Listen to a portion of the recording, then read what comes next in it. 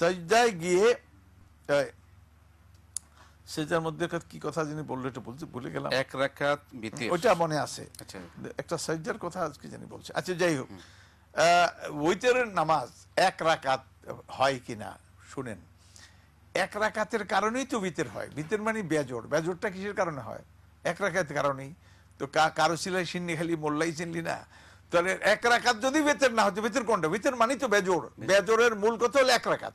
এখন দুই রাকাতের সঙ্গে এক রাকাত জড়িত হয়, তাই তিন রাকাত বেজোড় হইলো। আবার চার রাকাতের সঙ্গে এক রাকাত জড়িত হলো, পাঁচ রাকাত বেজোড় হইলো। তো এই বেজোড় হইলো কার কারণে? কারণ ওইটাই যদি না জায়েজ হয়, আপনি বুখারী শরীফ উঠে দেখবেন প্রথম হাদিসটাই এক রাকাতের। অতএব এমনও পরিষ্কার বলা হয়েছে হাদিসের মধ্যে, যে কোনো ব্যক্তি রাতের নামাজ পড়তেছে, রাতে মানে তাহাজ্জুদ পড়ছে, হঠাৎ করে খেয়াল করলো রাত শেষ হয়ে আসছে, এখনো সময় হাতে খুব কম, ফজর শুরু হয়ে যাবে, তখন